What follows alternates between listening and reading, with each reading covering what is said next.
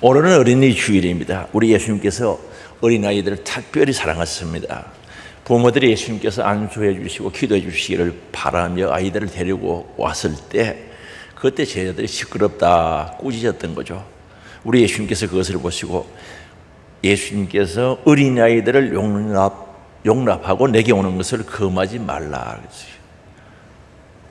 그리고 천국은 이런 사람의 것이니라. 그리고 그들에게 한 사람 한 사람 안수 축복기도 해주셨던 거죠. 또 제자들 앞에 어린아이들을 세우시고는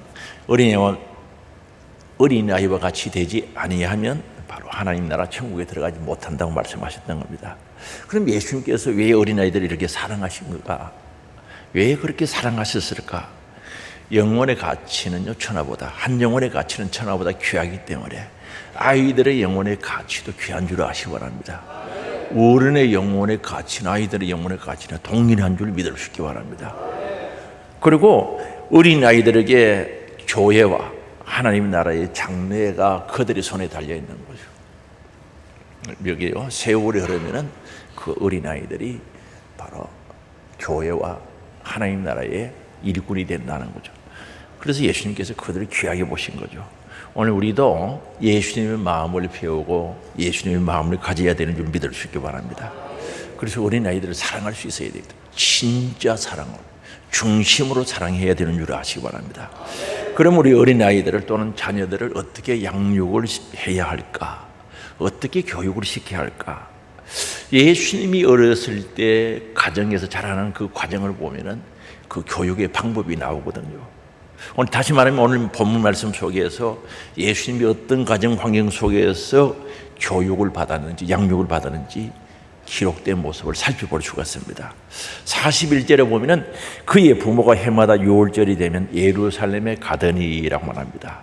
예수님의 부모님들이죠. 요셉과 마리아는 바로 율법 하나님 말씀을 성실히 이행하는 경건한 유대인이었던 것을 알 수가 있습니다. 그래서 예수님이 어린 시절의 가정의 신앙적인 배경을 바탕을 두고 살펴볼 수가 있고 또한 신앙 안에서 성장했음을 알 수가 있습니다. 그래서 예수님은 하나님의 말씀 중심으로 해서 영적으로 또는 인격적으로 교육받고 자랐으며 어렸을 때부터 옳고 올바르고 경건한 삶이 훈련되어졌던 것을 알 수가 있습니다. 그래서 이 가정에 예수님의 가정에 부모와 함께 자녀 교육에 힘쓰는 가정이었다는 것을 알 수가 있습니다. 부모와 함께 자녀 교육을 힘쓴다는 것은 굉장히 중요하죠. 다시 말하면 예수님의 육신의 부모였던 요셉과 마리아는 함께 한 마음으로 교육에 힘썼던 사실을 알 수가 있습니다. 그래서 41절이죠. 그의 부모가라고 말합니다. 자녀 교육은 부모가 함께 손을 잡아야 됩니다. 특별히 신앙교육은요, 부모가 한마음 한뜻이 되지 못하면 교육이 제대로 안 되는 거죠. 교회 데리고 가자, 그냥 둬라. 이 부모가 이 부딪히게 되면 교육이 안 되는 거죠. 한마음 한뜻이 돼야 된다는 거죠. 부모가 함께 뜻을 세우고 힘을 모아야 신앙교육이 되는 겁니다. 아무리 집이 부유하고 넉넉해도요, 부모가 한마음이 되지 못하면 갈등이 일어나게 되면 자녀들은요, 정신과 인격에 분열을 가져오게 되는 거죠. 분열이 생기게 됩니다. 그래서 부모가 합심해서 주님 앞에서 자녀를 양육하게 될 때 그 가정은 하나님의 은혜를 누리게 되는 줄 믿을 수 있게 바랍니다. 사무엘상 1장에 보면요, 한나가 하나님 앞에 예절하게 기도해서 바로 사무엘을 얻었죠. 그런데 그 얻고 난 뒤에 보면 부부가 한 마음이 되고 한 뜻이 되어서 성전에서 양육시키게 되는 것을 볼 수가 있거든요. 굉장히 중요하죠. 부모가 신앙교육은 한 마음이 되어야 됩니다. 절대 부모가 갈라지면, 마음이 생각이 갈라지면 교육이 안 되는 거죠. 그리고 두 번째로는 예수님의 가정은 반복 교육에 힘쓰는 가정이었음을 알 수가 있는데 41절에 보면 해마다라고 말합니다. 반복 교육이죠. 집안에 이기가 닥치고 힘들 때만 아니라 평소에 일관성 있게 교육했다는 거죠. 신앙교육은 반복 교육이죠. 반복 교육은 결국 훈련이 되는데 반복 교육이 되어져야 된다는 거죠. 알고 있다고 되는 것이 아니죠. 알고 있는 것을 언제까지 실천할 때까지 교육시켜야 돼요. 실천하되 끊임없이 실천할 수 있도록 반복 교육이 이루어져야 되는 줄 아시기 바랍니다. 반복 교육이 그렇게 필요한 거죠. 오늘 우린 기독교 신앙은 이론이 아니잖아요. 실천이죠. 믿음은 가만히 못 있는 겁니다. 움직이고 활동하게 돼 있어요. 순종하게 돼 있단 말이에요. 그래서 반복해서 순종할 수 있도록 해야 된다는 거죠. 그래서 신명기 6장 1절에 보면 이스라엘아 들어라. 들어라는 말은 세마라는 뜻이거든요. 이 세마, 들어라는 뜻이죠. 특히 6절에 보면요, 오늘 내가 내게 명하는 이 말씀을 너는 마음에 새기고, 하나님 말씀을 명령을 마음에 새기고, 7절 너 자녀에게 부지런히 가르치며 집에 앉았을 때든지 길을 갈 때든지 누워 있을 때든지 일어날 때든지 이 말씀을 강론할 것이며, 요즘 어떻게 보면요, 앉았을 때든지 일어날 때든지 길을 갈 때든지 휴대폰 들고 다니는 것 같아요. 성경을 강론하라 그래요.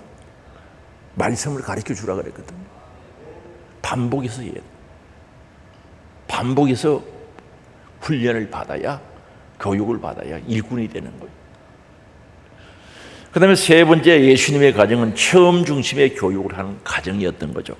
41절이죠. 유월절이 되며라고 말씀합니다.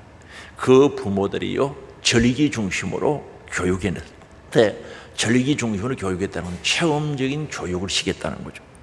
자, 유월절이 예루살렘에서 시작되어지죠. 베풀어지죠.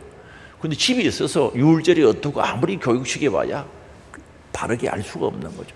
그래서 아이를 데리고 유월절을 지키기 위해서 어디로 간 겁니까? 예루살렘으로 갔죠. 실제적인 체험을 할 수 있도록 예루살렘으로 데려간 거죠. 체험 중심의 교육이었다는 거죠. 유월절은요, 절대 이론으로 집에서 교육이 제대로 될 수가 없습니다. 직접 찾아가서 현장에서 유월절을 체험하도록 12살 먹은 아이를 데리고 갔다는 거죠. 우리 신앙교육은 체험되어져야 됩니다. 그래서 기독교는 체험 종교라고 이야기들 합니다. 예배도 체험되어야 됩니다. 예배 이론은 될 수가 없어요. 실제로 하나님 앞에 드려지는 체험된 경험을 가질 수 있도록 교육을 시켜야 된다는 거죠. 기도도 이론은 되는 게 아니죠. 체험되어야 되고요. 그래서 금요기도에 아이들하고 함께 참석하는 것은 굉장히 중요하죠. 아, 기도를 저렇게 하는구나. 기도 열심히 애절하게 간절하게 저렇게 하는구나. 체험되어져야 돼요.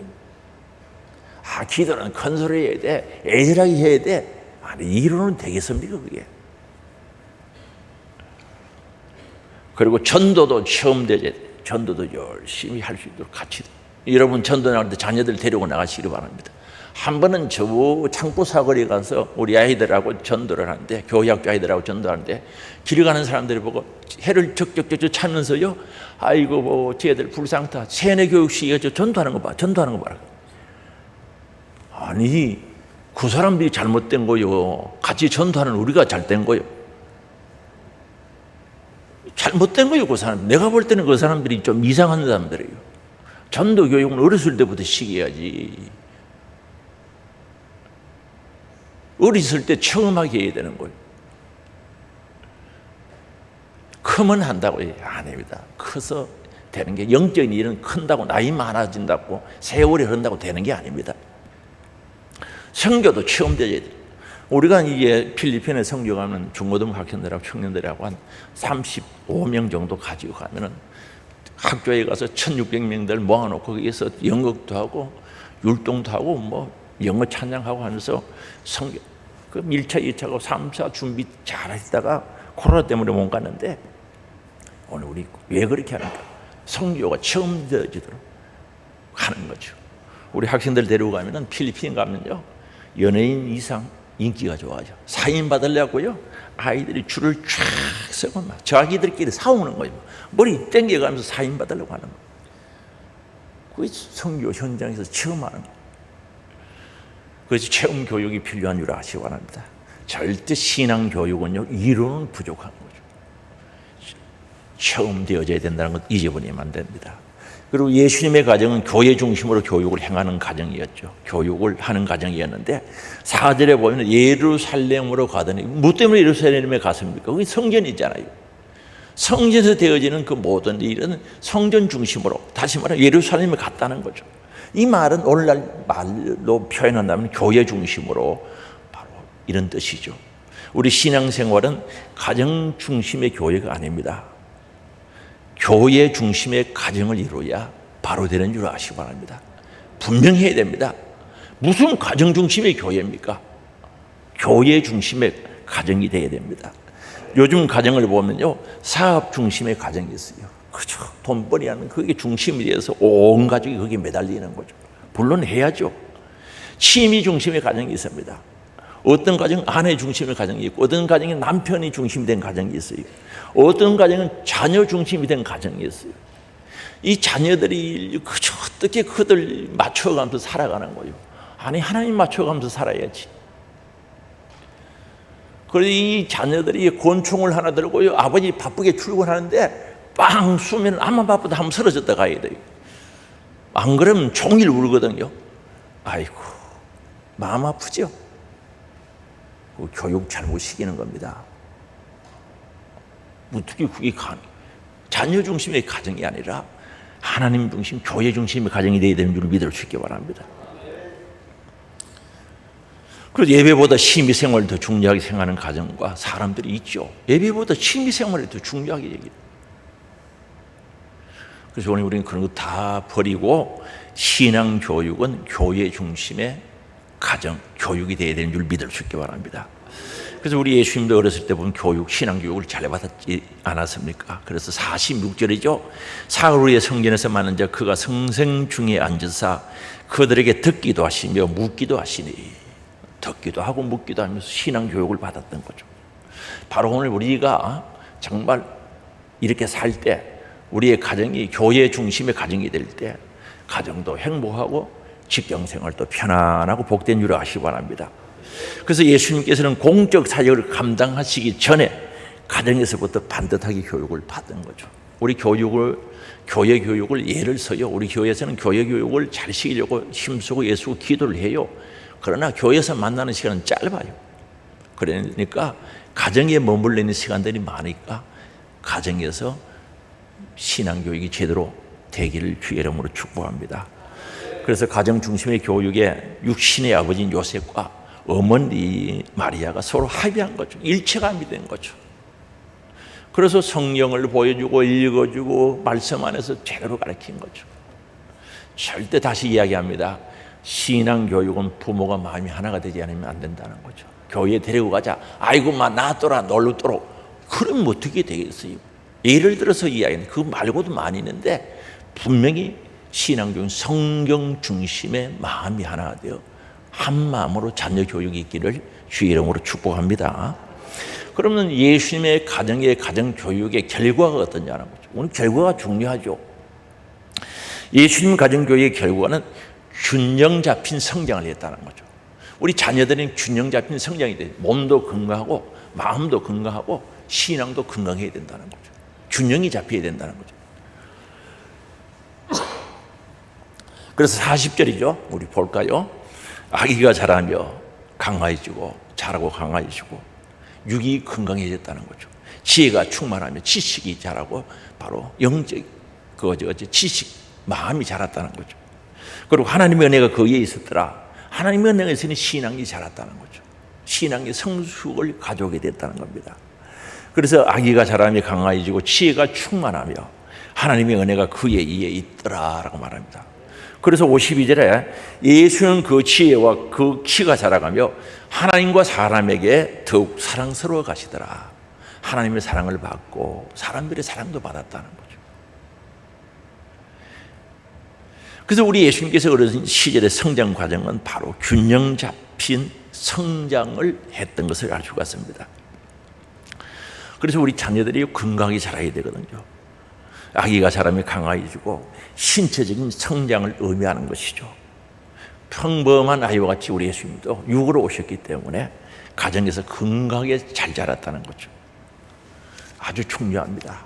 건강해야 되지 않습니까? 이런 성장 과정을 통해서 공생애를 시작하기 전에는 건강한 청년으로 자라서 만 30세, 한 30세 정도 되어서 이제 공생애를 시작한 거죠. 건강했던 거죠. 그래서 예수님의 성장 과정에서는 건강하게 자랐다는 것을 여기서 특별히 강조하고 있지 않습니까? 오늘 우리 부모님들의 소망 가운데 하나가 뭡니까? 자녀들이 건강하게 자라기를 원하는 거죠. 한번 아파봐요. 온 가족이 거기에 매여가지고 어떻게 하려고 몸부림치거든요. 그래서 건강하게 자라야 된다는 거죠. 기독교는요, 영혼의 문제를 다루는 곳이지만 그러나 우리의 몸을 학대하거나 무시하라는 건 그렇게 가르치지 않죠. 중요하죠. 그래서 우리 자녀들이 강하고 건강하게 자라게 하소서 우리 기도 제목이 되고, 또한 육이 건강에 충성도 할 수 있고요, 주의 일도 할 수 있거든요. 그리고 두 번째는 지혜가 자랐다는 거죠. 지혜가 충만했다라고 말합니다. 정신적인 성장을 가르치죠. 흔히들 마음의 성장이라고 생각하면 쉽지요. 지혜란 하나님의 교훈을 적용할 수 있는 능력을 가르치는 거죠. 지혜가 뭔가? 하나님의 말씀을 적용할 수 있는 능력을 가르치죠. 배운 대로 실천하고 바르게 실천할 수 있는 능력이 바로 지혜죠. 지식은 배움을 통하여 온다고 생각한다면 지혜는 하나님이 주시는 분별력을 가리키는 거죠. 하나님이 주셔야 된다는 거죠. 솔로몬 왕은 지혜에 대해서 잠언 3장이 말씀하는데 3장 14절이죠. 이는 지혜를 얻는 것이 은을 얻는 것보다 나았고 그 이익이 정금보다 나았다는 거죠. 지혜를 얻는 것이 정금보다 나았다는 거죠. 그리고 15절이죠. 지혜는 진주보다 귀하다는 거죠. 진주보다 귀하다는 거죠. 잠언 3장 18절이죠. 지혜는 그 얻는 자에게 생명을 얻는다는 거죠. 지혜를 얻게 되면 생명을 얻게 된다는 거죠. 지혜를 가진 자는 복되도다라고 말씀합니다. 이게 복이죠, 진짜. 신령한 복, 하나님 주신 복이란 말입니다. 그리고 잠언 4장 6절에 보면요, 지혜가 너희를 보호하리라. 그가 너를 보호한다. 지혜가 너를 보호하리라. 그 말씀이죠. 그리고 잠언 4장 7절이죠. 지혜가 제일이니 지혜를 얻으라는 거죠. 지혜가 제일이라는 거죠. 얻으라는 거죠.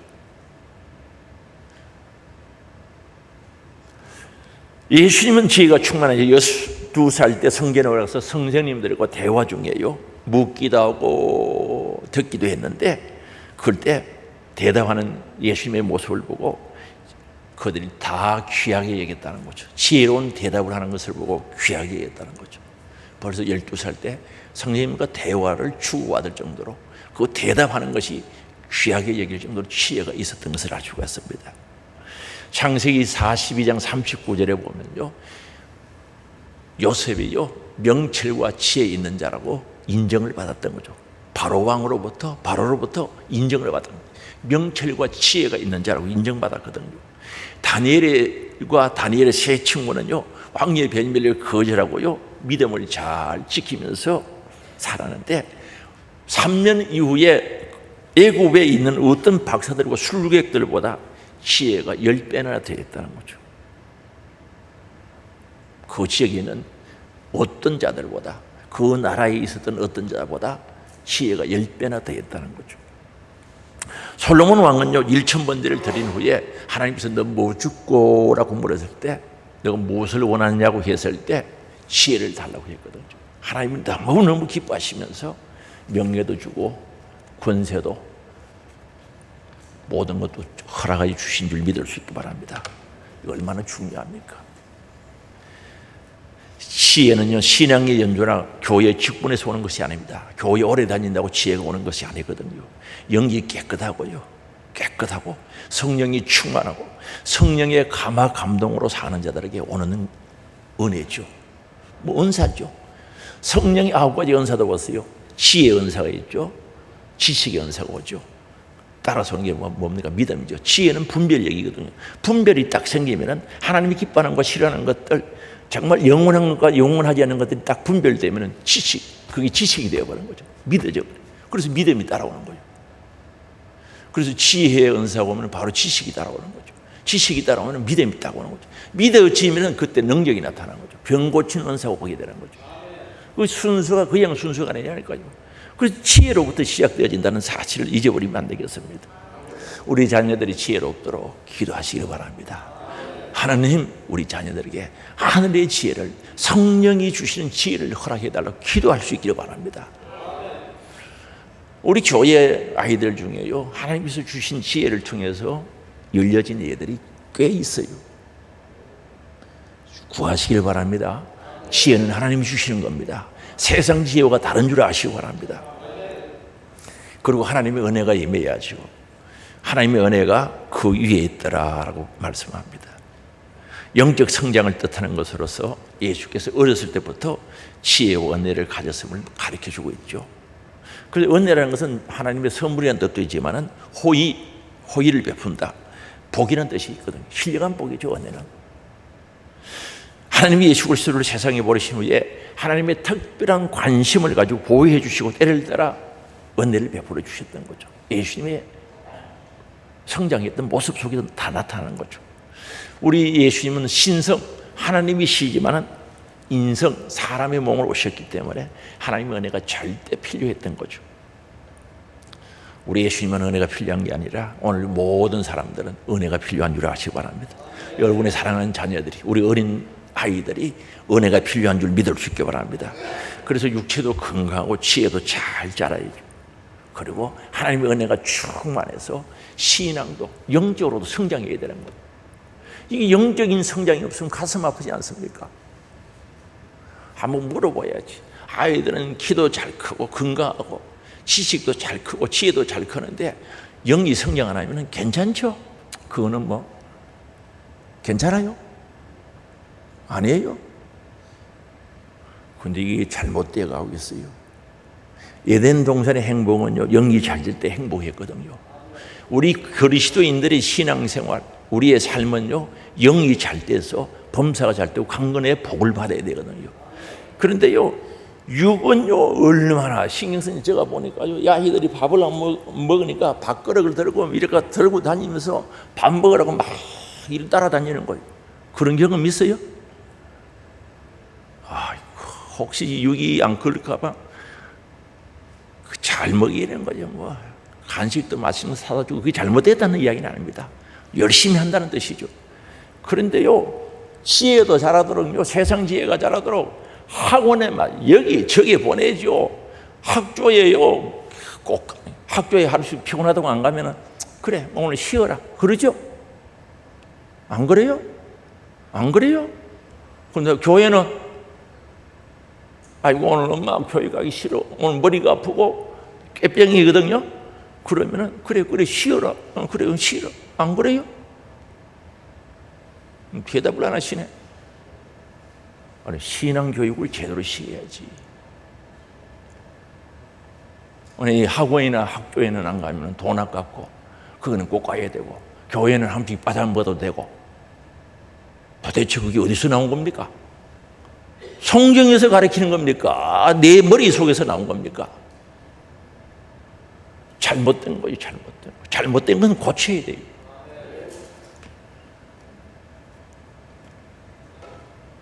그래서 오늘 우리는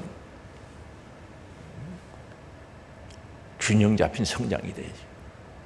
만약 아이가 10살 먹었는데 돈 5만 원짜리 주면은 가치를 몰라가지고 그 휴지터 갖다 버리고 하수구에 갖다 버리면 부모의 마음이 어떻겠습니까?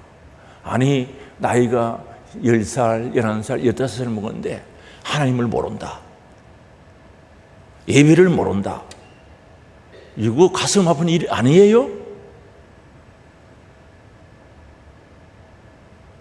가슴 치며 아파야 할 일이 아니겠냐는 거죠. 그걸 여살이 보고 아이고 세월이 흐르면 되겠지. 신앙교육은 세월이 흐르면 안 되는 거예요. 세월이 흐른다고 되는 게 아닙니다. 그러면 연세가 많으면 믿음이 좋아져야지 그런 건 아니거든. 그래서 오늘 우리는 은혜를 받도록 해야 되는 거죠. 할렐루야. 은혜를 받아야 돼요. 특별한 은혜가 있어요. 특별한 은혜는 뭘 가르치는가?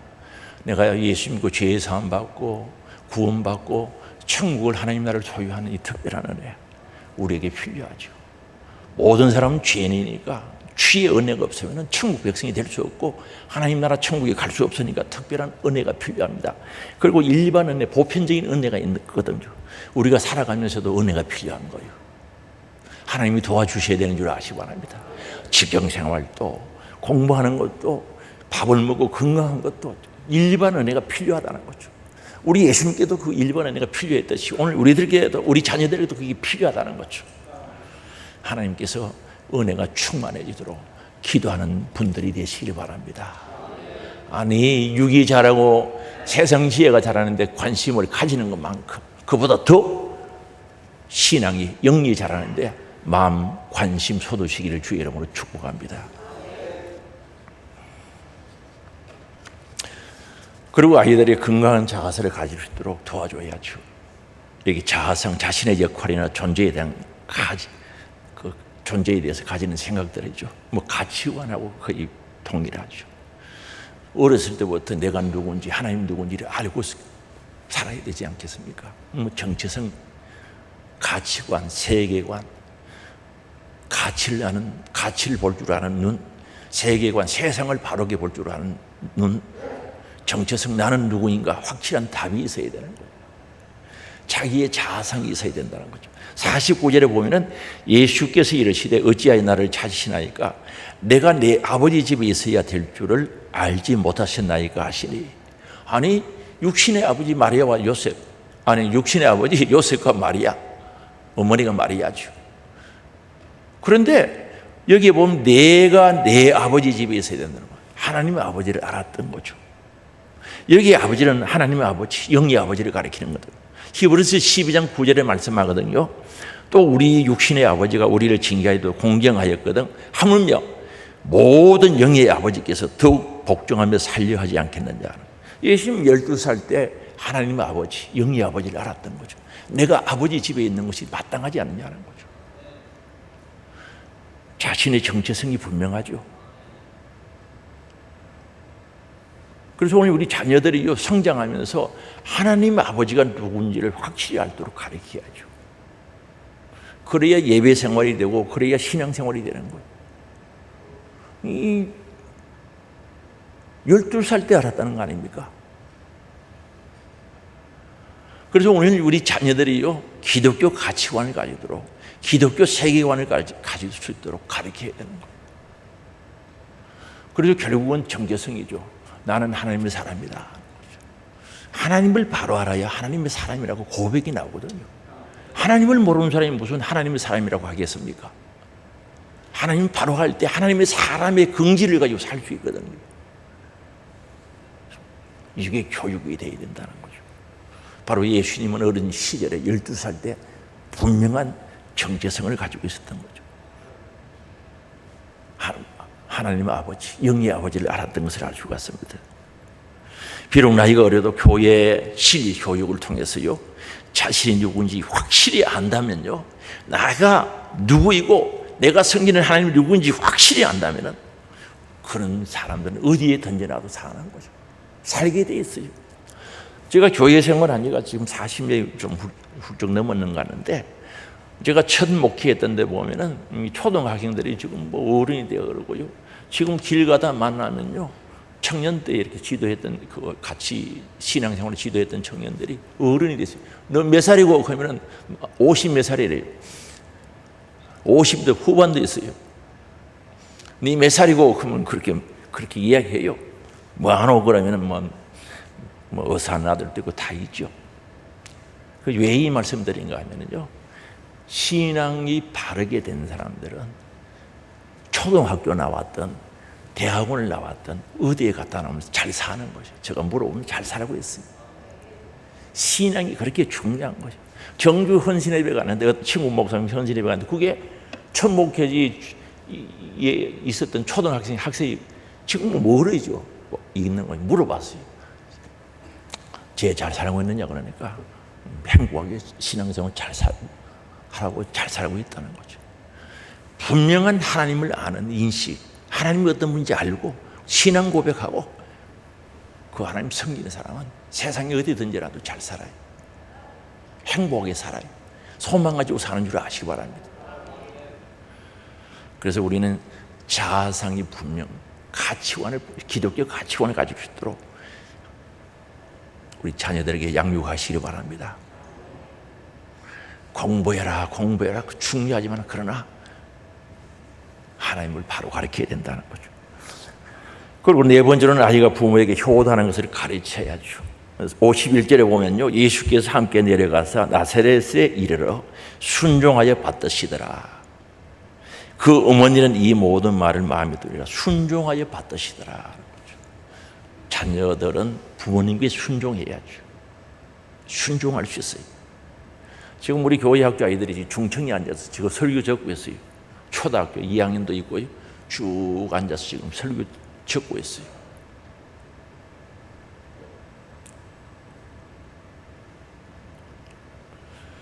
공생애를 시작하실 때까지 가정에서 성실하게 부모님 말씀 잘 듣고 순종하고 부모님께 효도했던 것을 알 수가 있죠. 효도도 가르쳐야 돼요. 이 가정의 질서가 파괴되면 안 돼요. 부모의 말씀에 순종하지 아니하고 불효하는 사람들은 어디 가든지 질서 파괴할 가능성이 많은 거죠.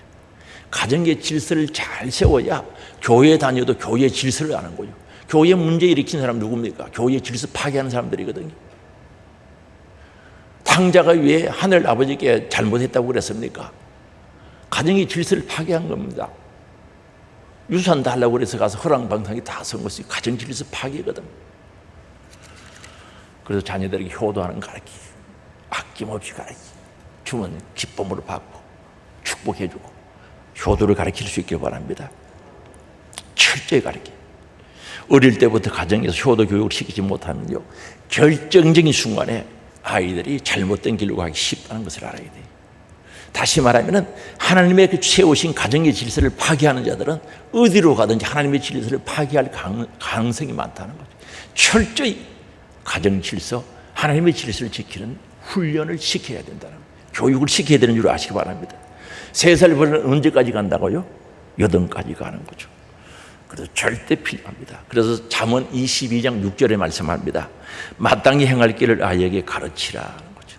마땅히 행할 길을 아이에게 가르치라. 그리하면 늙어도 그것을 떠나지 아니하리라는 거죠. 그게 교육학자들이 그래요. 7세 이전에, 3세 이전에부터 조금 더 가면 6, 7세 이전에 교육이 돼야 70% 인격이 거기서 형성된다고 그러거든요. 그래서 오늘 성경에도 마땅히 행할 길을 아이에게 가르치라고 말씀하고 있습니다. 그리하면 늙어도 그것을 떠나지 아니하리라는 거죠. 어려서부터 신앙교육 시켜야 됩니다. 다시 이야기합니다. 잘하면 하겠지, 고등학교 가면 하겠지, 대학교 가면 하겠지, 직장 가면 하겠지, 군대 갔다 오면 하겠지, 천만에 철저히 교육시켜요. 자녀 교육 기회를 놓치지 말고 지금 곧 시작하는 것이 최고의 빠른 순간인 줄 아시기 바랍니다. 그래서 어깨너머로 배운 것은 힘이 없어요. 어깨너머로 배운 것은 힘이 없어요. 남아공에 집회 가면요, 그분들이요, 백인들의 신앙생활하는 어깨너머로 배웠기 때문에 신앙생활이 제대로 안 돼요. 그 사람들 몰라요. 가서 죄 이야기하고 회개하라고 그러면 목사들이요, 눈물 흘리면서 회개하는데 처음 들어봤다는 거죠. 왜 그렇습니까? 백인들이 가서 복음을 상세하게 가르쳐야 되는데 제대로 안 가르치니까 어깨너머로 배운 거예요. 그러니까 대충 신앙생활하는 거예요. 그래서 오늘 우리가 어깨너머로 배운 것은 힘이 없어요. 결정적인 순간에 충성을 놓치고 만다는 거죠. 정말 여러분들이 자녀들에게 마음을 담아서 정말 신앙교육의 귀함을 알고 기도하면서 본을 보이면서 철저히 가르쳐야죠. 신앙교육은 본을 보이지 않으면 안 되는 거죠. 가정 예배 드릴 때 우리 애들 어렸을 때요, 혹 잊어버려 양말 안 신으면 양말 안 신고 와요. 양말 신으라 그러면 손가락이 이러면 왜 안 신느냐 그래요. 양말 신고 딱 갖춰서 앉아서 예배 드리면 따라하는 거죠. 본을 보여야 되는 거죠. 철저히 본을 보여야 돼요. 그래서 우리 사랑하는 자녀들은 시편 127편에 보면 하나님께서 주신 기업이라고 그랬어요. 기업. 상급이라고 그랬어요. 상급. 기업은요, 잘 운영하면 행복합니다. 슬슬 잘 돌아가면 수입도 좋고 행복하죠. 그런데 만약에 기업이요, 제대로 안 들어가면 근심 걱정거리가 되는 거죠. 보라, 자식들은 여호와의 기업이래요. 잘 말씀으로 양육시키고 신앙을 양육시키면 자녀를 통해서 행복한 일이 찾아오는 줄 아시기 바랍니다. 그리고 상급이래요. 상급. 하나님 주신 상급이래요. 상급은 상급으로서 가치가 있어야 되지 않습니까? 자녀들 가슴에 팍 품고 기도하고 자녀 양육하기를 원합니다. 아이들에게 축복 기도할 수 있기 바랍니다. 부모들에게는 축복 기도할 수 있는 특권을 주신 거죠. 잠자고 있으면 가슴에 손을 얹어서 기도하세요. 애절하게 기도하세요. 마음껏 축복해 주세요. 축복하면서 키워야지. 그리고 가슴에 소망을 심어주세요. 꿈을 심어주세요. 그 꿈이 말씀 안에서, 하나님의 은혜 안에서 하나님의 꿈이 될 수 있도록 만들어가자는 거죠. 그래서 우리 교회학교 아이들, 여러분 자녀들을 통해서 한국교회가 다시 살아나고 세계교회가 놀라운 이들을 통해서 부흥의 역사를 가져오는 바로 사철의 본바람 부듯이 놀라운 성령의 역사가 일어나는 그날을 바라보자는 거죠. 그래서 이 일에 우리 함께 할 수 있길 바랍니다. 오늘 어린이 주일인데 여러분 우리 교회학교 아이들, 우리 아이들 아닙니까?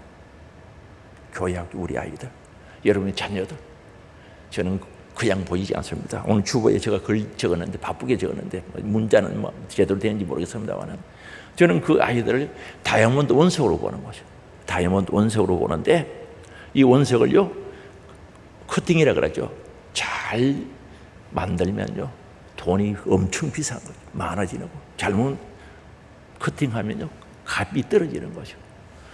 하나님께서 우리들에게 여러분의 자녀들 다이아몬드 원석보다 더 귀한 존재, 천하보다 귀한 존재를 주셨으니 하나님 말씀으로, 기도로, 사랑으로 잘 양육시켜서 정말 하나님 나라의 몸된 교회의 주의 나라에 아름답게 세임받는 복된 자녀들 될 수 있도록 기도하면서 소망 가지고 양육시키는 부모님들이 우리 하늘소망 가족들이 되시기를 주의 이름으로 축복합니다. 우리 주신 말씀 붙잡고 잘못했던 건 회개하면서 결단하는 시간 같습니다. 기도합니다. 회개하며 기도합니다. 주여 한번 부르고 같이 통성으로 기도합니다. 주여